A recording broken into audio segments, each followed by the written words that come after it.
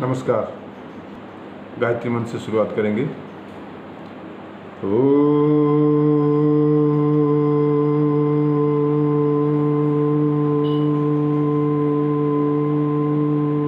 भूर्भुवस्सुः तत्सवितुर्वरेण्यं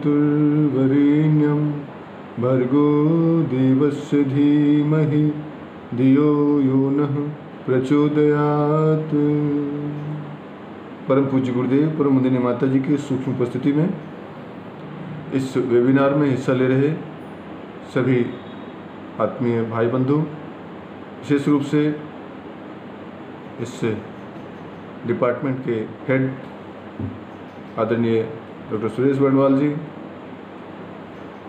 और तमाम हमारे योग विभाग के सदस्य।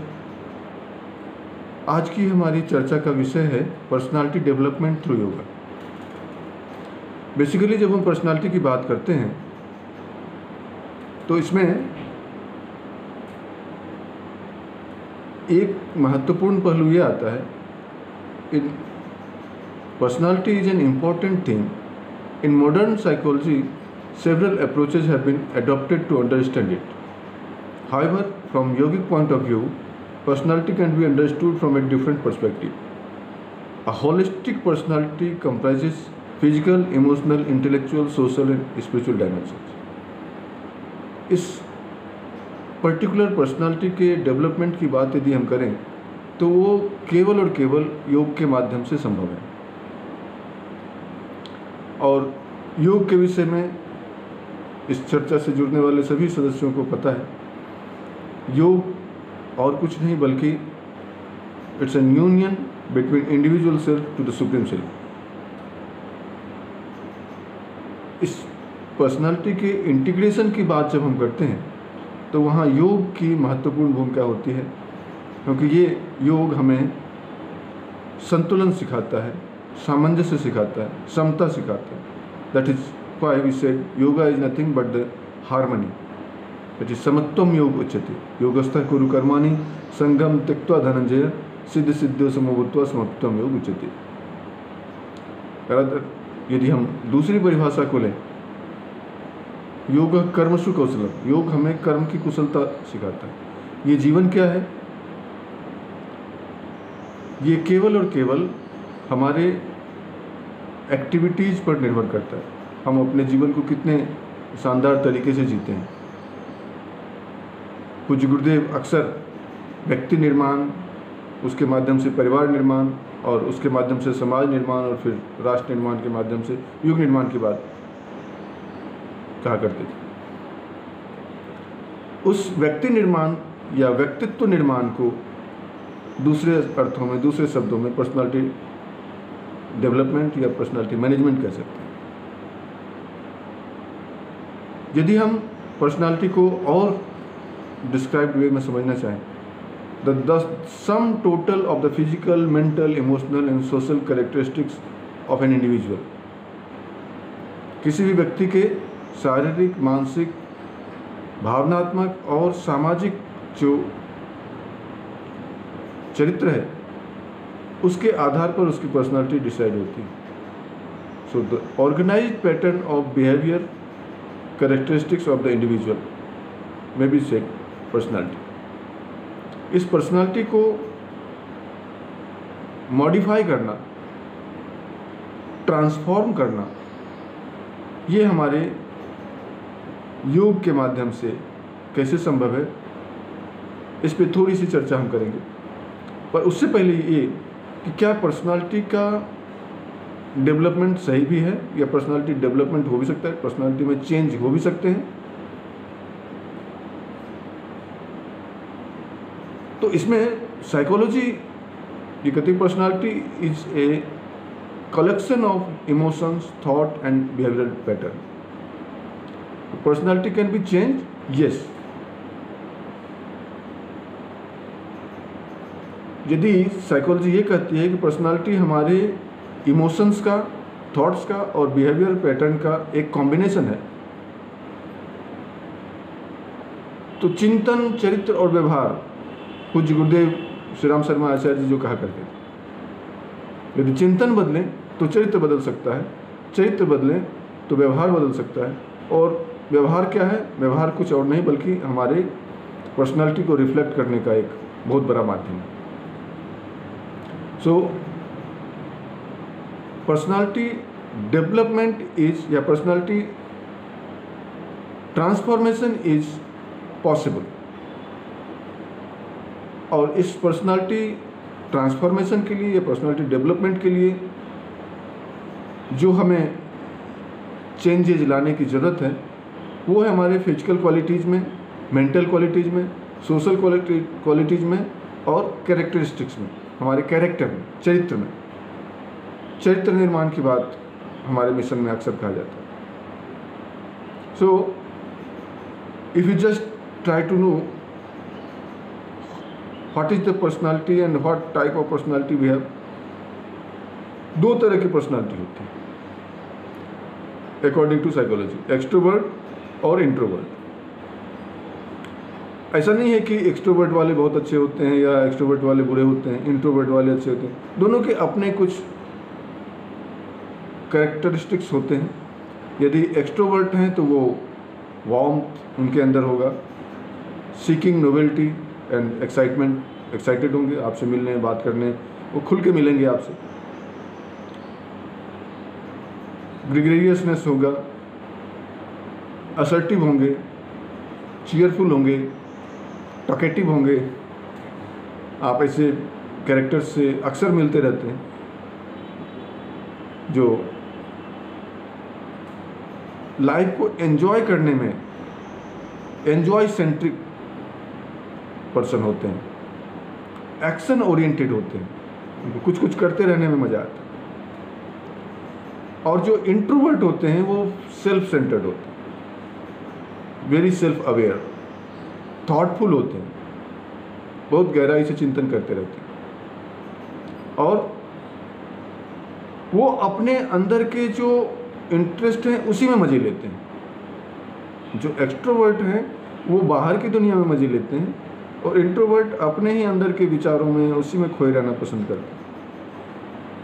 अपने इमोशंस को वो प्राइवेट रखते हैं, tend to keep emotions private, quiet and reserved in large group of around ultimate people. बहुत ज़्यादा लोग से मिलना जुलना पसंद नहीं करते और बहुत ज़्यादा सोशल होने का प्रयास नहीं करते, कम से कम में काम चला लेते हैं, अपनी समस्याओं को, अपनी भावनाओं को भी किसी से ज़्यादा व्यक्त नहीं करते। लेकिन हमें ना ये एक्सट्रोवर्ट योग के हिसाब से यदि देखें तो ना हमें ये एक्सट्रोवर्ट लोगों की आवश्यकता है ना इंट्रोवर्ट होने की आवश्यकता है। इसको कहते हैं एम्बीवर्ट, जिनके अंदर ये दोनों गुण हो। इसलिए योग में बार बार संतुलन की बात की जाती है, समत्वम योग उच्यते, संतुलन होना चाहिए। तो इस तरह के जो व्यक्तित्व हैं, यही करना बेसिकली पर्सनालिटी डेवलपमेंट है। कब कितना कहाँ अपने आप को एक्सप्लोर करना है, अब कब कितना अपने आप को नियंत्रित कर लेना है, ये गुण यदि हमारे भीतर है तो इस गुण का डेवलपमेंट योग के माध्यम से संभव है। और यदि ये गुण हमारे अंदर है तो हम अलग से, या कहिए कि इस जीवन को जीने में, इस जीवन को, इस दुनिया में रहने में हमें कोई कठिनाई नहीं होती। गुरुदेव कहा करते थे, समय और परिस्थितियों से तालमेल बिठाएं। सुखी रहने के दो ही उपाय हैं, परिस्थितियों से तालमेल बिठाएं और आवश्यकताएं कम करें। तो अभी आवश्यकताओं की बात नहीं हो रही, लेकिन परिस्थितियों से तालमेल बिठाने के जो गुण हैं, जो कैरेक्टर है, वो एक बैलेंस्ड पर्सनालिटी के माध्यम से संभव है। न अति वर्षा, न अति धूप, न अति लबलब, न अति चुप। सामान्य जीवन जीने की जो कला है वो बेसिकली एम्बिवर्ट पर्सनालिटी के गुण हैं। Personality development is the relatively enduring pattern of the thought, feeling and behaviour. हम अपने चिंतन, अपने फीलिंग्स और अपने व्यवहार को यदि मॉडिफाई कर सकते हैं, परिवर्तित कर सकते हैं, तो यही पर्सनालिटी डेवलपमेंट है। There are several dimensions which need to be integrated. Absence of any one of the dimensions make one personality incomplete. हम अपने जीवन में यदि पर्सनालिटी को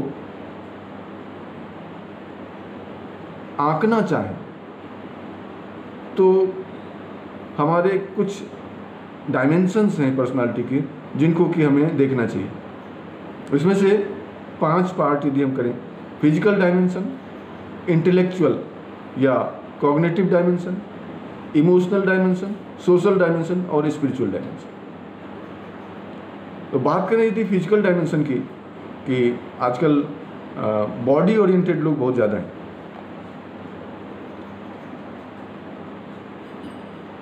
अच्छी मसल वाली बॉडी, बाइसेप्स, ट्राइसेप्स, और उससे लोग काफ़ी प्रभावित होते हैं। एक जो पहली इमेज लोगों के अंदर आती है कि अच्छी बॉडी बना रखी है, लेकिन वो केवल और केवल फिजिकल अट्रैक्शन है, शारीरिक आकर्षण है। वो फिजिकल डायमेंशन भी आवश्यक है, वो हमारी पर्सनालिटी का ही हिस्सा है, और वो स्वस्थ होना चाहिए। बहुत ज़्यादा मसल्स हमारे डेवलप ना हो, अलग अलग वो कैटेगराइज्ड वे में दिख रहे हैं कि नहीं दिख रहे हैं ये ज़रूरी नहीं है, पर एक स्वस्थ व्यक्ति का स्वस्थ शरीर के अंदर स्वच्छ मन का वास होता है। इसलिए व्यक्ति के फिजिकल डायमेंशन में उसके शारीरिक स्वास्थ्य का होना बहुत ज़रूरी है। उसके लिए योगाभ्यास है, योग में क्रियाएं हैं, आसन है, प्राणायाम है, जिससे हम शरीर को स्वस्थ रखते हैं। पर ये एक आयाम है पर्सनालिटी का। यदि हम योग के हिसाब से लें तो ऐसे भी अन्नमय, प्राणमय, मनोमय, विज्ञानमय और आनंदमय 5 कोश हैं। उन 5 कोशों की बात को यदि हम समझना चाहें, समझाना चाहें तो थोड़ा कठिन होगा 5 कोश को। हालांकि आप सभी योग की जानकारी रखने वाले लोग हैं तो आपके लिए नई बात नहीं है, लेकिन उन 5 डायमेंशंस को डेवलप करने की बात यदि कहेंगे तो कहेंगे आप तो आत्मा परमात्मा की बात करने लग गए, आप कुछ व्यवहारिक बात की। तो मैं नए लोगों के लिए कह रहा हूँ। ये जो 5 डायमेंशंस हैं, फिजिकल डायमेंशन उसमें से पहला है, जिसको कि हम अन्नमय कोश कर रहे हैं। दूसरा है मनोमय कोश, और उसी को इंटेलेक्चुअल डायमेंशन कहते हैं। हालांकि उन डायमेंशंस में इंटेलेक्चुअल डायमेंशन जो है वो विज्ञानमय कोश में आता है, लेकिन केवल समझने के लिए चर्चा कर रहा हूँ कि वो जो इंटेलेक्चुअल पार्ट है, जो व्यक्ति सामने वाले को अपने इंटेलेक्ट से प्रभावित कर देता है, हम उसके प्रति ज़्यादा आकर्षित होते हैं। हाँ, बातें बहुत अच्छी करता है, नहीं उसके बातों में दम है। वो कहाँ से आता है? जब वो अपने ही मेधा का प्रयोग करता है, अपने ही इंटेलेक्ट का प्रयोग करता है। ये एक डायमेंशन होता है हमारी पर्सनालिटी का। तीसरा होता है इमोशनल डायमेंशन, जिसमें हमारी भावनाएं होती हैं। आप बहुत अच्छे व्यक्ति हैं शारीरिक रूप से, मानसिक रूप से, पर लोगों के दुखों में शामिल नहीं होते हैं, लोगों की भावनाओं को नहीं समझ पाते हैं। जैसे आपने वो फिल्म देखी होगी 3 इडियट्स, वो जो वहाँ के डीन होते हैं, वो लोगों के इमोशन से कोई लेना देना नहीं, बहुत अच्छे पर्सनालिटी है। वो अपने बच्चों को बहुत ही अच्छा, बहुत ही तेज तर्रार, दुनिया में कहीं भी फेल नहीं होने वाले व्यक्तित्व का निर्माण करना चाहते हैं, लेकिन उनके अंदर की वो फीलिंग नहीं है। उस फीलिंग की कमी की वजह से, उन इमोशनल डायमेंशन की कमी की वजह से वो कंप्लीट पर्सनालिटी नहीं है। इसलिए गुरुदेव ने बार बार भावनाओं को उभारने की बात कही है, भाव संवेदना की गंगोत्री की बात कही है। बगैर भावनाओं के व्यक्ति पूरा नहीं हो सकता। तो व्यक्तित्व का वो हिस्सा जो हमारे लिए हमारी भावनाओं को भी केंद्र में रखता है, उस भावनात्मक डायमेंशन का डेवलपमेंट भी जरूरी है। चौथा है सोशल डायमेंशन। आप बहुत शारीरिक रूप से सक्षम हैं, आर्थिक रूप से सक्षम हैं, समाज में क्या हो रहा है, पड़ोस में कौन है, उनके क्या घटना घट रही है आपको पता ही नहीं, या आपके घर क्या हो रहा है समाज पड़ोसियों को नहीं पता। आप सोशल नहीं हैं। ऐसा कहता है साइकोलॉजी कहती है कि यदि आप सोशल नहीं हैं, अनसोशल हैं, तो आपके एंटी सोशल होने के चांसेस हो जाते हैं। इसलिए एंटी सोशल होने से बचने के लिए ज़्यादा जरूरी है कि सोशल होना चाहिए।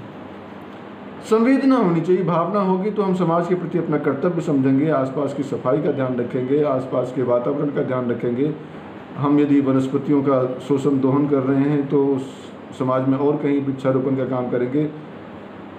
सामाजिक होना, यदि आप सामाजिक नहीं हैं, लोगों से मिलते जुलते नहीं हैं, उनकी भावनाओं में, उनके खुशी और गम में शामिल नहीं होते हैं, तो ऐसे में आपकी पर्सनालिटी आधी अधूरी कही जाती है, कमज़ोर कही जाती है। तो एक ये आयाम भी पर्सनालिटी का है जिसे डेवलप होना जरूरी होता है। और अंतिम है स्पिरिचुअल डायमेंशन, आनंदमय कोश। उस आनंदमय कोश का, स्पिरिचुअल डायमेंशन का डेवलप होना भी बहुत ज़रूरी है। अक्सर आप देखते हैं कि जो सामाजिक कार्यकर्ता होते हैं, वो दूसरों की सेवा करते हैं, उनके अंदर एक अहंकार की भावना उत्पन्न हो जाती है। लेकिन यदि वो सचमुच सेवा के भाव से करेंगे तो वो अहंकार, वो नेगेटिविटी नहीं आएगी। हमारे मिशन में जितने भी कार्यकर्ता देश भर में काम करते हैं, वो सब इसी भाव से काम करते हैं कि वो समाज को देवता मानते हैं।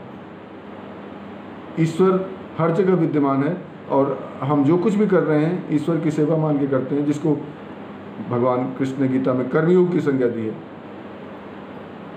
जो कुछ भी आप कर रहे हैं वो सब भगवान को अर्पित करते चलें, तो उससे आप कर्मों के बंधन में नहीं बनते हैं, कर्मों से मुक्त होते चले जाते हैं। ऐसे कर्मों की प्रधानता को ध्यान में रखते हुए, समाज को के हित को ध्यान में रखते हुए जो लोग स्पिरिचुअल एक्टिविटीज करते हैं, उनके प्रति हमारा आदर, हमारे सम्मान का भाव अधिक होता है। किसी भी संत से, ऋषि से, महात्मा से मिलते हैं तो उनके भीतर का जो वो कैरेक्टरिस्टिक्स है वो उनके चेहरे पे, उनके पर्सनालिटी में दृष्टिगोचर होता है, और इसी वजह से हम उनके उस व्यक्तित्व के उस आयाम से बहुत ज़्यादा प्रभावित होते हैं। तो हर पर्सनालिटी के अंदर ये पांचों गुण सामान्य रूप से विकसित हों तो हम कह सकते हैं कि ये हमारी कंप्लीट पर्सनालिटी है। और ये पर्सनालिटी का जो हिस्सा है वो कहीं भी कमज़ोर है तो उसे उभारने की, उसे डेवलप करने की आवश्यकता है। तो yoga plays a critical role in development of positive emotions. It brings emotional stability, it helps to control negative emotions. Similarly, other principles of yama, niyama, with help of develop positive emotions and attitudes in our personal and social life, and therefore help in managing the emotions. अपनी भावनाओं को नियंत्रित करने के लिए, उन्हें संतुलित करने के लिए, उन्हें विकसित करने के लिए ये जरूरी है कि हम योग को अपनाएं। यदि हम पर्सनालिटी डेवलपमेंट की बात कर रहे हैं तो इसमें कौन कौन से डायमेंशंस आते हैं? इसमें ये हमारे अवेयरनेस को इम्प्रूव करता है, ये हमारे सेल्फ नॉलेज को इम्प्रूव करता है, हमारे सेल्फ डायरेक्शन को बेहतर बनाता है, सेल्फ कॉन्फिडेंस को बिल्डअप करता है, ये हमारे लाइफस्टाइल की क्वालिटी को बेहतर करता है। ये सारे डायमेंशंस जो हैं, जब हम नियमित योगाभ्यास करते हैं, योग